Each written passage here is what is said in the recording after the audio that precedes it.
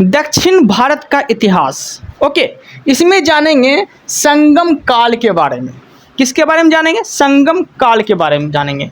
संगम काल का अर्थ होता है गोष्ठी या परिषद। गोष्ठी या परिषद। ओके, गोष्ठी और परिषद जो है यह कवियों के लिए होता था। गोष्ठी और परिषद कवियों पे लागू होता है और सम्मेलन जो है ये विद्वानों के लिए लागू होता है।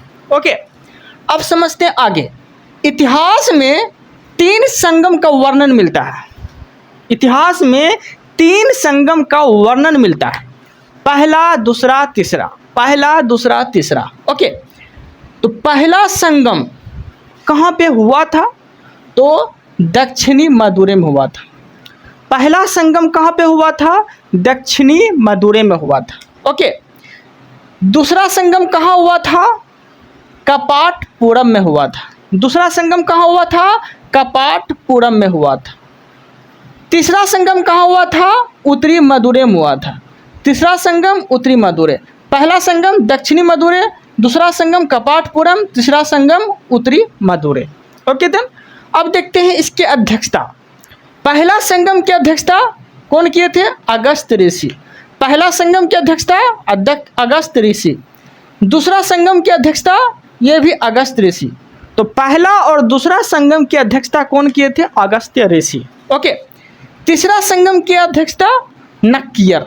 तीसरा संगम की अध्यक्षता नक्कियर। ओके, आगे देखते हैं संगम काल के राज। संगम काल के राज के बारे में जानेंगे। देखिएगा, यह जो है कृष्णा नदी के दक्षिण में अर्थात भारत के सुदूर दक्षिणी में ये 3 राज का उदय हुआ था। ठीक है, आपसे क्वेश्चन पूछेगा कि संगम काल के जो राज का जो उदय हुए थे ये कहाँ से हुए थे? तो कृष्णा नदी के दक्षिण में, कृष्णा नदी के दक्षिण साइड से अर्थात भारत के सुदूर दक्षिणी में 3 राज का उदय हुआ था। और वो 3 राज कौन कौन है? तो आइए जानते हैं। पहला आते हैं चोल, दूसरा आते हैं चेर और तीसरा आते हैं पांड।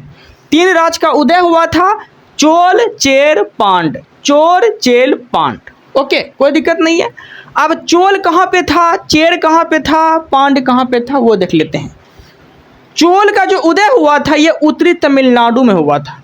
चोल का उदय उत्तरी तमिलनाडु, चोल का उदय उत्तरी तमिलनाडु में हुआ था। ओके, चेर का उदय केरल में हुआ था। चेर का उदय केरल में हुआ था। ओके, पांड का उदय दक्षिणी तमिलनाडु में हुआ था। पांड का उदय दक्षिणी तमिलनाडु में हुआ था। ओके देन, यहाँ तक कोई दिक्कत नहीं है। आगे देखते हैं। अब कुछ राज्य के राजधानी जैसे कि भारत की राजधानी दिल्ली है, तो वैसे ही कुछ राज्य के राजधानी उस समय थे। जैसे कि चेर वंश की राजधानी वंचू या कुरुबर। चेर वंश की राजधानी वंचू या कुरुबर। ओके, पांड वंश की राजधानी मदुरै। पांड वंश की राजधानी मदुरै। ओके, चोल वंश की राजधानी कावेरीपट्टनम। चोल वंश की राजधानी कावेरीपट्टनम। लेकिन यह चोल वंश की जो राजधानी थी यह प्राचीन काल में कावेरीपट्टनम थी। प्राचीन काल में कावेरीपट्टनम थी। ठीक है, उसके बाद आगे जाके चेंज हो जाता है। अब देखते हैं चेर राज का प्रतीक चिन्ह। चेर राज का प्रतीक चिन्ह क्या था? धनुष। चेर राज का प्रतीक चिन्ह धनुष। ओके, पांड राज का प्रतीक चिन्ह मछली। पांड राज का प्रतीक चिन्ह मछली। पांडवों में एक अर्जुन थे ना, तो अर्जुन कैसे मछली के आंखों में तीर मारते थे। ठीक है, तो आप इस तरह से याद रख सकते हैं। 5 पांडवों में एक अर्जुन ऐसे योद्धा थे जो क्या बोला गया था स्वयंवर के दिन कि मतलब अगर आप मछली के आंखों में नीचे देख के तीर मार लोगे आंखों में, तो ये स्वयंवर में आपको जीत जाओगे। ओके, ऐसे ही हुआ था। तो पांड करके आप याद रख सकते हैं, अर्जुन करके। ओके, तो फिर से बोल देते हैं। चेर वंश का प्रतीक चिन्ह धनुष। पांड वंश का प्रतीक चिन्ह मछली। चोल वंश का प्रतीक चिन्ह बाघ। ठीक है, चेर का मछली, पांड का, फिर से बोल देते हैं, चेर का धनुष, पांड का मछली, चोल का बाघ। ओके, कोई दिक्कत नहीं है। अब समझते हैं आगे। प्रतापी शासक, कौन से राज्य में कौन से प्रतापी शासक थे वो हम जानेंगे। जैसे कि चेर वंश का प्रतापी शासक कौन थे? तो वह थे सेन गुटवन। चेर वंश का सबसे प्रतापी शासक सेन गुटवन। चेर वंश का सबसे प्रतापी शासक सेन गुटवन। सेन गुटवन के शासन काल में पत्नी पूजा, कन्या पूजा का प्रारंभ हुआ था। किसके शासन काल में पत्नी पूजा, कन्या पूजा का प्रारंभ हुआ था? तो सेन गुटवन के शासन काल में, ठीक है, जो कि चेर वंश का सबसे प्रतापी शासक था। ओके, कोई दिक्कत नहीं है। पांड वंश का सबसे प्रतापी शासक नडीजेनियन। पांड वंश का सबसे प्रतापी शासक नेडुजिलियन। पांड वंश का सबसे प्रतापी शासक नेडुजिलियन। ओके, यहाँ तक कोई दिक्कत नहीं है। चोल वंश का सबसे प्रतापी शासक करिकाल। चोल वंश का सबसे प्रतापी शासक करिकाल। चोल वंश के सबसे प्रतापी शासक करिकाल। ओके, कोई दिक्कत नहीं है। अब थोड़ा करिकाल पे फोकस करते हैं। करिकाल पे फोकस करते हैं। करिकाल जो थे ये ब्राह्मण थे। करिकाल क्या थे? ब्राह्मण थे। करिकाल किस वंश से बिलोंग रखते थे? तो चोल वंश से बिलोंग रखते थे। और चोल वंश में सबसे प्रतापी शासक जो थे संगम काल में, वह कौन थे? तो करिकाल थे। ओके, करिकाल कौन थे? तो ब्राह्मण थे। करिकाल कौन थे? ब्राह्मण थे। नौसेना जो स्ट्रॉन्ग हुआ था, किसके शासनकाल में स्ट्रॉन्ग हुआ था? तो करिकाल के शासनकाल में स्ट्रॉन्ग हुआ था। नौसेना स्ट्रॉन्ग करिकाल, नौसेना स्ट्रॉन्ग करिकाल के शासनकाल में हुआ था। ठीक है। नहर निर्माण चोल काल में, संगम काल के चोल काल में किस प्रतापी शासक के समय जो है नहर निर्माण हुआ था प्रारंभ? तो करिकाल के समय। किसके समय? करिकाल के समय। तो करिकाल क्या थे? ब्राह्मण थे। नौसेना स्ट्रॉन्ग हुआ थे सिख शासनकाल में, नहर निर्माण करवाए थे। ओके, और श्रीलंका पे आक्रमण, श्रीलंका पे जो आक्रमण किए थे सबसे पहले संगम काल में, तो वो यही किए थे, चोल किए थे। ओके, चोल वंश में कौन? चोल वंश में कौन थे? करिकाल थे। ओके, जो कि सबसे प्रतापी शासक थे चोल वंश में, जो संगम काल में चल रहा है। ओके, यहाँ तक कोई दिक्कत नहीं है। अब देखिए, संगम काल के कुछ व्यापारी को, संगम काल के जो व्यापारी हुआ करते थे उस समय, उसे क्या बोलते थे? तो उसे बोलते थे वेनिगर। संगम काल के व्यापारी को क्या बोलते हैं? वेनिगर। संगम काल के व्यापारी को वेनिगर। संगम काल के व्यापारी को वेनिगर। संगम काल की कृषि, संगम काल में जो कृषि होते थे, तो कृषि कौन करते हैं? किसान करते हैं। तो वो किसान को क्या बोलते थे संगम काल में? तो बोलते थे फेल्ला। क्या बोलते थे? फेल्ला।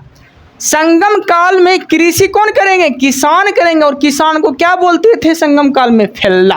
ओके देन, कोई दिक्कत नहीं है। आगे, संगम काल में क्या चीज शुभ माने जाते थे वो देखते हैं। संगम काल में शुभ पक्षी कौवा। संगम काल में शुभ पक्षी कौवा। संगम काल में शुभ पक्षी कौवा।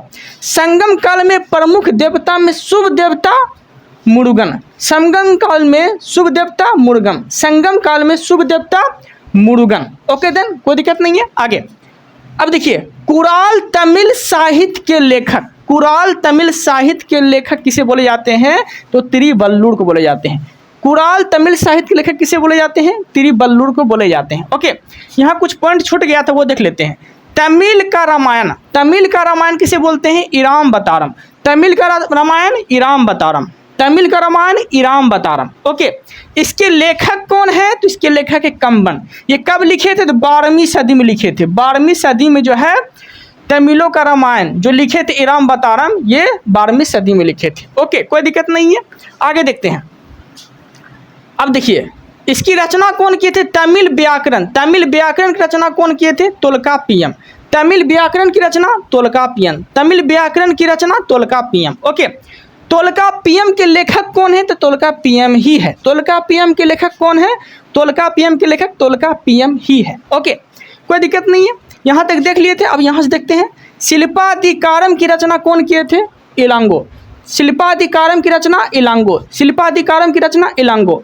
और एक बात कि हम वही टॉपिक कराते हैं जो एग्जाम में पूछे जाते हैं और सेट प्रैक्टिस में आपको अक्सर ये सब क्वेश्चन मिलते हैं।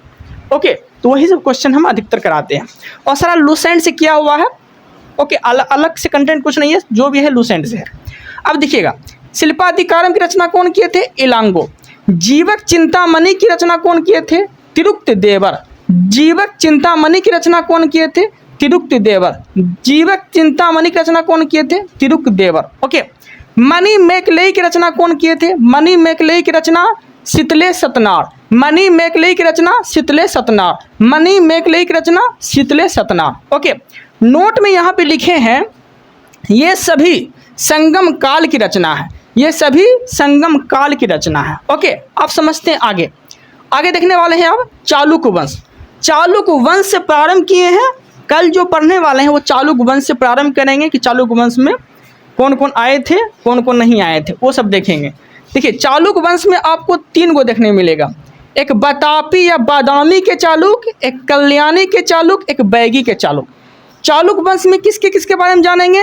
बतापी के, बादामी के चालुक, कल्याणी के चालुक या बैगी के चालुक। ये सब हम कल के वीडियो में देखेंगे। आपको क्लास कैसी लगी आप कमेंट में ज़रूर बताइएगा, और चैनल पर नए हैं तो वेलोसिटी क्लासेस को सब्सक्राइब जरूर करिएगा। ओके देन, और हम वही टॉपिक लेके आते हैं जो एग्जाम में पूछे जाते हैं। अगर आप लोग का नंबर कम आ रहा है सेट प्रैक्टिस में, तो आप ये सब होमवर्क को फॉलो करिए, जो पढ़ाते हैं वो पढ़िए। नहीं सेट में अगर ये सब क्वेश्चन मिलेगा ना, तब आप मुझे बताइएगा। मज़ेदार टॉपिक लेके हम पढ़ा सकते हैं, लेकिन उससे क्वेश्चन नहीं आएगा। नमक मिर्च लगा के हम बोल सकते हैं, लेकिन उससे क्वेश्चन नहीं आएगा। हम वही टॉपिक लाना चाहते हैं जो कि सेट प्रैक्टिस में वो सब क्वेश्चन लड़े, जो एग्जाम आपका क्लियर हो। ठीक है, चलिए इस वीडियो में इतना ही रखते हैं। आप लोग चैनल पर नए हैं तो सब्सक्राइब जरूर करिएगा। ठीक है, thank you, thanks for watching.